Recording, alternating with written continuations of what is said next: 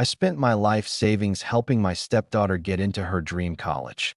Last week, she called me a leech and said, "You're not even family."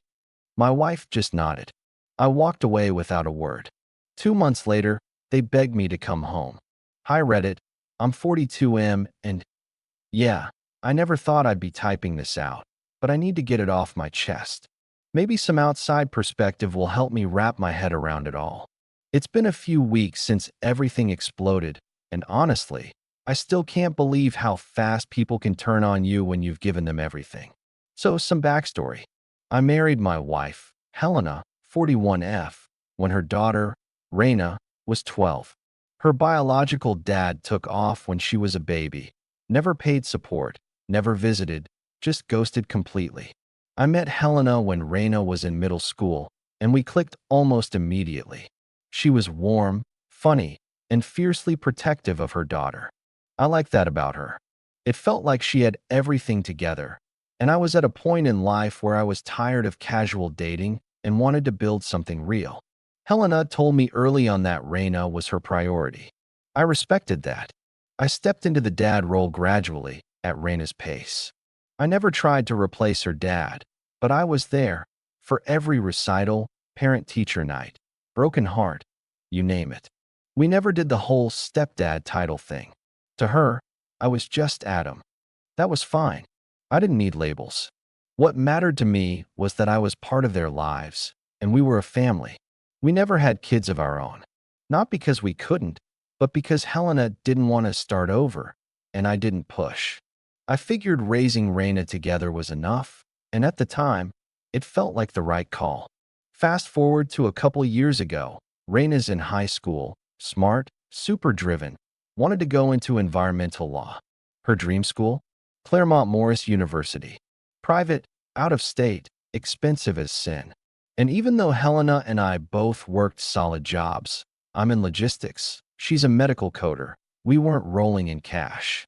I'd been saving for years. My plan was to eventually open my own distribution company. Nothing huge, just enough to be my own boss. But when we sat down to talk about college, and I saw the panic in Reina's face when the numbers didn't add up, I offered up my savings. Every last bit. I told her, "Look, this is your shot. You work hard, you've earned it. I'll figure out the business stuff later." She cried. She hugged me. Helena teared up too. It felt like one of those moments you'd look back on and feel proud of. And for a while, everything seemed fine.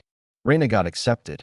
I watched her read the email, scream, nearly trip over the cat in her excitement.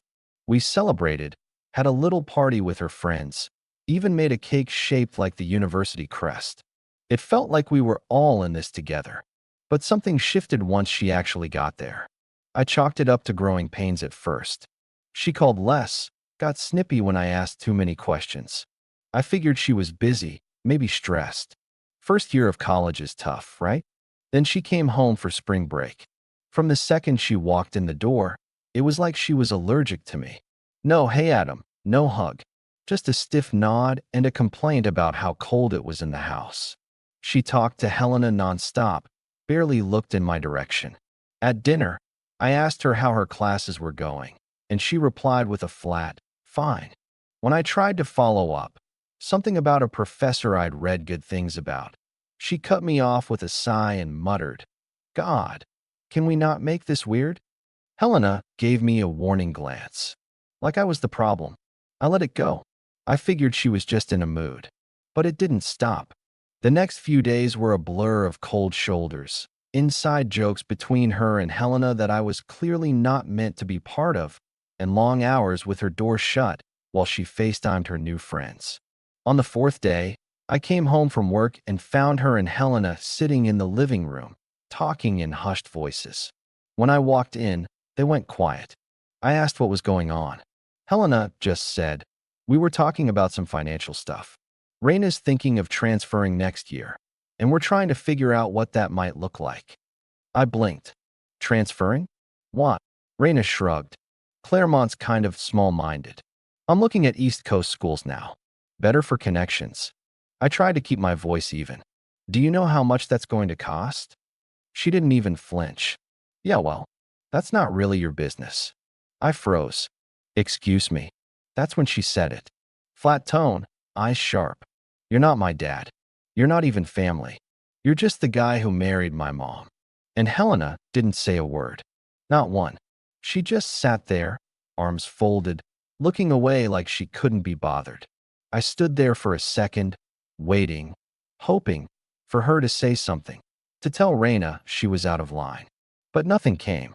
So I nodded, walked to the bedroom, packed a bag, and left. I didn't yell. I didn't slam doors. I didn't demand anything. I just walked. One day, Helena showed up at my sister's house, eyes puffy, voice shaking, asking me to come home. Raina was in the car, looking down at her phone like none of this mattered. I stood in the doorway of my sister's house, arms crossed, blocking Helena from stepping inside. I didn't say anything. I just looked at her. I don't know what I expected to see, maybe guilt, maybe shame, but what I got was something else entirely. She looked exhausted, makeup smudged, hair pinned up in a rush, like she hadn't slept in days. Her lips parted, but no words came at first. Behind her, Raina sat in the passenger seat of Helena's SUV, slouched down with her arms crossed like a child forced to apologize after being caught doing something wrong. She didn't look up. Not once. Can we talk? Helena asked. Talk about what? I said. My voice came out quieter than I intended. You've had 2 months. I know, she said quickly, eyes darting to the driveway.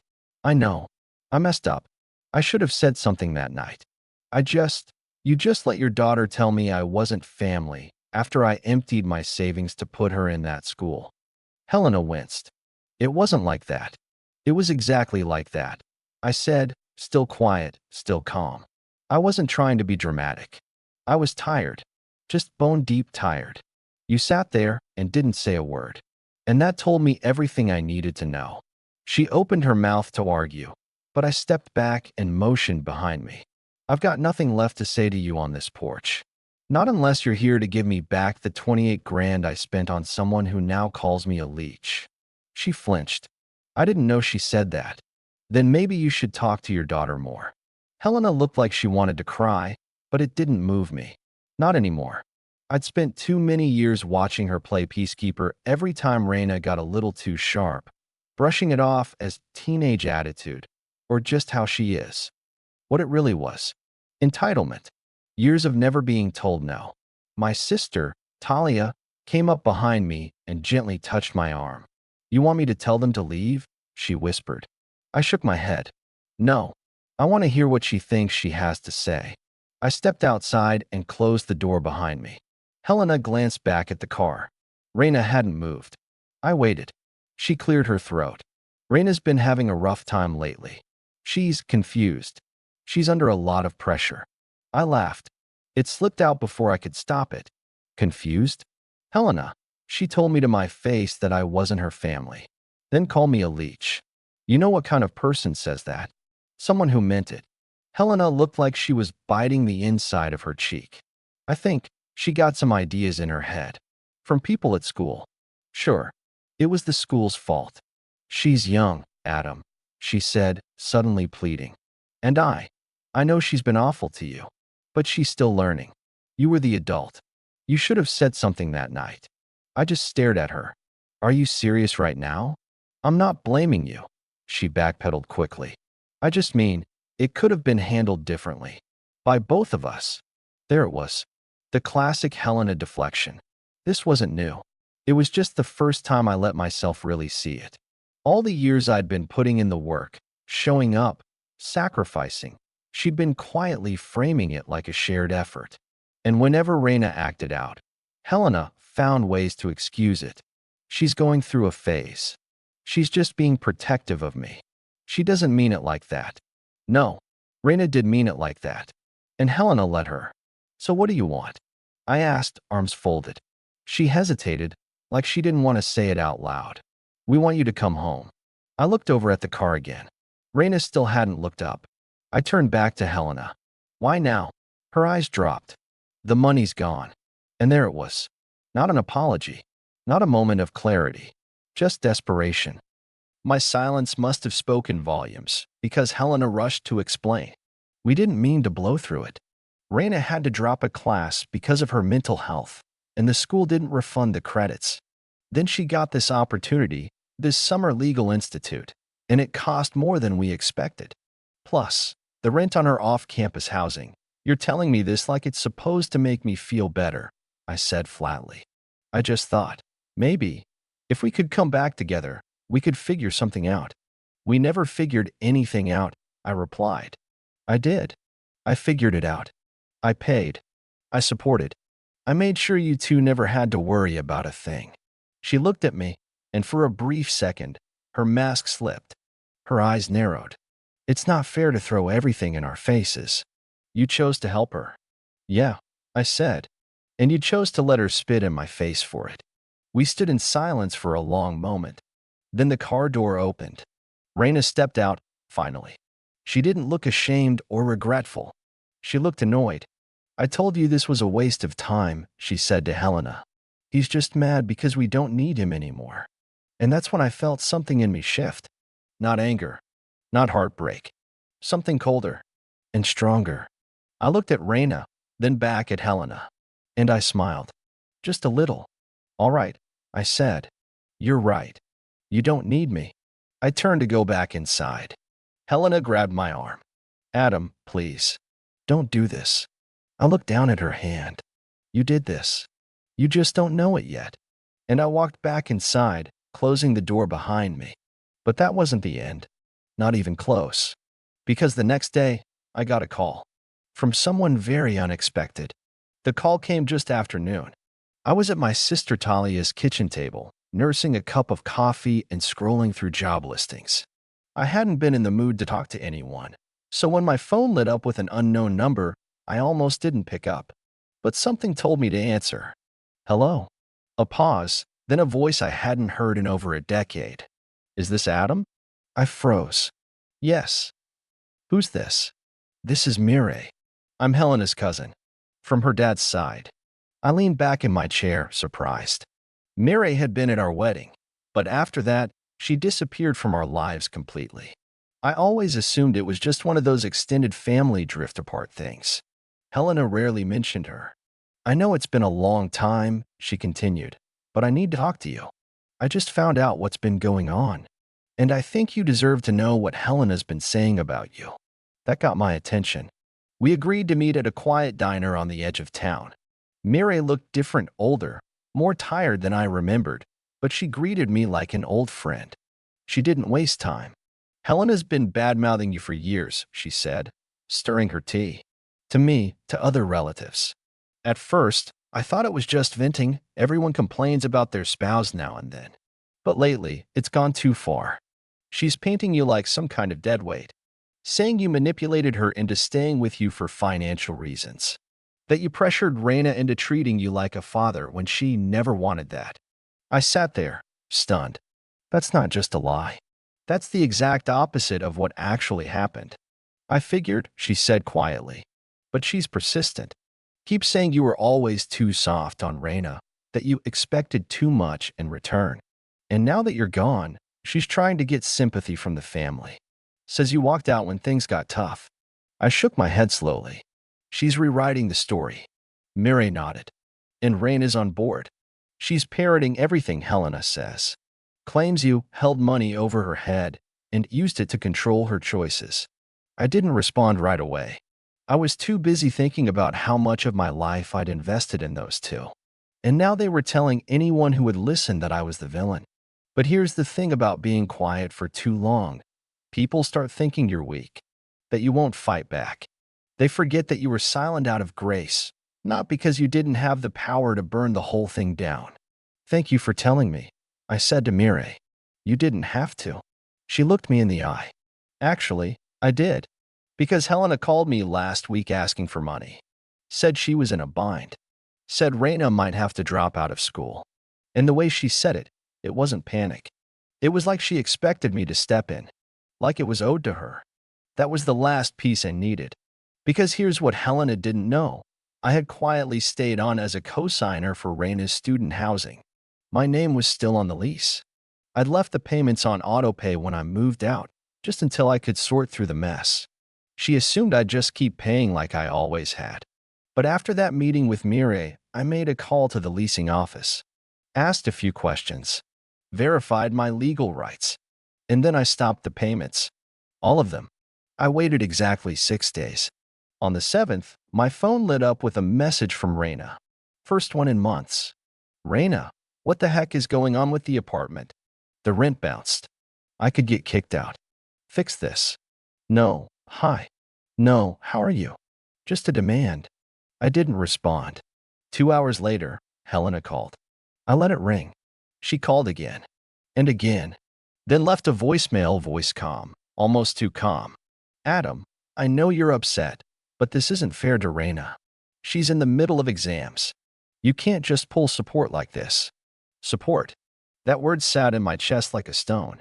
She hadn't used it when I was draining my savings. When I was making late-night grocery runs to ship care packages. When I was working double shifts to make sure the bills stayed paid. No, then it was just what I was supposed to do. But now that I'd taken a step back, now it was unfair. And that's when I knew it was time to do something I never thought I'd do. Because while they were busy trying to erase me from the story, they'd forgotten that I still had the receipts. All of them. Photos. Messages. Bank transfers. Every thank you. Every teary-eyed promise. Every late-night call when Raina said she didn't know where she'd be without me. I had proof. And more than that, I had time. The kind of time you need to plan something very specific. Not out of spite. Out of principle. Because if they wanted to tell the world that I was never part of their family, fine. I'd show them exactly what life looked like without me in it. And the first step? I booked an appointment with a lawyer. Not to sue. Not yet. But to make sure that everything I had given them was officially severed. The lawyer I met with was a quiet man named Dorian, early 50s, no nonsense, sharp eyes. The kind of guy who could tell you 5 ways a handshake could turn into a legal trap. I laid everything out. The lease cosign, the tuition payments, the bank transfers, the texts. I didn't even realize how much I had until I started printing it all out. He flipped through the paperwork slowly, then looked up at me over his glasses. You've got a strong paper trail, he said. You gave generously, but you didn't sign anything that would obligate you long term. That's good. So what exactly do you want? I want out, I told him. Completely. No ties. I want to be unlinked from the lease, the accounts, the school contacts, everything. If they think I was a leech, fine. Let them learn what it's like to live without one. He nodded slowly. All right. This is doable. Messy, but doable. Just know, it might stir things up. I'm counting on it. The first step was getting my name off the lease. Dorian drafted a formal request to the property management company, invoking a clause I hadn't known about that allowed co-signers to be released under specific financial conditions, especially if the primary tenant was over 18. I had to pay a small penalty fee to expedite it, but it was worth every penny. Once that was set in motion, we moved on to the education records. Dorian helped me draft a withdrawal of financial support notice, not to the school, but to Raina directly, with a CC to Helena. It was worded professionally, but the message was clear. I would not be paying another cent. I was not her legal guardian. I had no obligation to continue subsidizing her lifestyle. And then, the last piece, the trust account Helena and I had set up years ago when Raina first talked about college.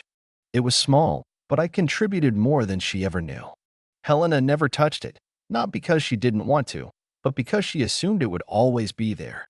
That day, I moved every cent of my contributions back to my own savings. Legally, it was permitted. I left the account in both our names, but never formally gifted the money. Technically, it had always been mine. I didn't send a warning. I didn't leave a note. I just did it. 2 days later, I got a text from Helena. Helena, did you seriously drain the education account? What is wrong with you? That money was for Raina. You're sabotaging her future. I stared at the message for a while. No greeting. No apology. Just another accusation. Another way to make me the villain in the story she'd been telling herself. And that's when I decided I wouldn't just disappear from their lives quietly. I'd let the people around them see who I really was and who they really were. Because if they wanted to keep painting me as the bad guy, fine. But I wasn't going to stand still while they did it. There were still people in Helena's circle who respected me. Her cousin Mireille. A few of her old friends who'd known me since the beginning. I didn't need revenge in the traditional sense. I wasn't trying to ruin their lives, drag them through court, or cause a scandal. All I wanted was truth. Truth has a funny way of working, slow, quiet, sometimes invisible. But it sticks. It lingers. And eventually, it shines through the mess. The first shift happened when Mireille told Helena she wouldn't send any money. I spoke to Adam, she said plainly. And I believe him. Helena lost it. She called me that evening, furious. This time, I answered. You turned my own cousin against me, she hissed. No, I said calmly. You did that when you lied to her. You're blowing everything out of proportion. We had one fight, Adam. One. And you walked away like everything meant nothing. I didn't respond right away. I let the silence sit between us. Then I said, do you even remember what you said that day? She hesitated. It was a stressful day. We were overwhelmed. Raina, she called me a leech, I said quietly. And you nodded. The phone went quiet. I supported her like she was my own. I gave everything I could without ever asking for anything back. And when I needed just a shred of decency, I got discarded. That wasn't stress. That was how you really felt. There was a pause. Then Helena whispered, I didn't mean it like that. But you meant it enough to say it. After that, I ended the call. Over the next few weeks, the ripple effect started to show. The school officially removed me as an emergency contact and financial sponsor. The leasing office confirmed the lease was now entirely in Raina's name. The trust account was closed. They weren't just on their own. They were responsible for every cent, every paper, every commitment I used to quietly handle in the background. I didn't hear from either of them again for about 2 months. Then one afternoon, out of nowhere, I got a message from Helena. Helena, Raina's in trouble. She might lose her housing. Her grades are slipping. She wants to talk. Please, can we meet? I didn't answer right away. I sat with it, thought about how far I'd come, how peaceful my life had become without walking on eggshells or waiting for the next insult disguised as an offhand comment. Finally, I agreed to meet. Not for them, but for me. I needed to hear it in person. Needed to see if there was any actual remorse or just panic. We met at the same coffee shop where I used to bring Raina after school. She was there when I walked in, eyes tired, hands fidgeting with the edge of her sweater. Helena sat beside her, looking like someone had drained the color from her face. Hi, I said, keeping my tone even. Raina spoke first. I'm sorry, she blurted out. I was horrible to you. I know that now. I didn't say anything. I let her speak. You didn't deserve what I said, or how I treated you. I was angry, and I didn't want to admit how much I depended on you. I told myself it didn't matter because you weren't really my dad, but that was just me trying to hurt you. She looked at me, and her voice cracked. You were the only real parent I ever had. Helena sat stiffly beside her, quiet for once. She looked at me like she wanted to say something, but no words came. Maybe it was guilt. Maybe it was just the weight of reality settling in. After a long pause, I nodded. Thank you for saying that, I said to Raina. It matters. She looked relieved, but I raised a hand gently before she could continue. I forgive you, but I can't go back to how things were. I've moved on. I'm building a life without all the noise. That doesn't mean I wish you harm. It just means I need peace. Raina nodded slowly. I understand. Helena finally spoke, her voice soft. I made mistakes too. I see that now. I looked at her for a long moment. I know, but apologies don't fix everything. Sometimes the damage changes the foundation. That's what happened here. She didn't argue. For once, she didn't try to twist it or make excuses. We sat in silence for a few minutes. Then I stood, said goodbye, and left. And that's the situation. That's what happened. They thought I'd always be there. Always pay, always support, always stand in the background like furniture. But I walked away. I stayed gone.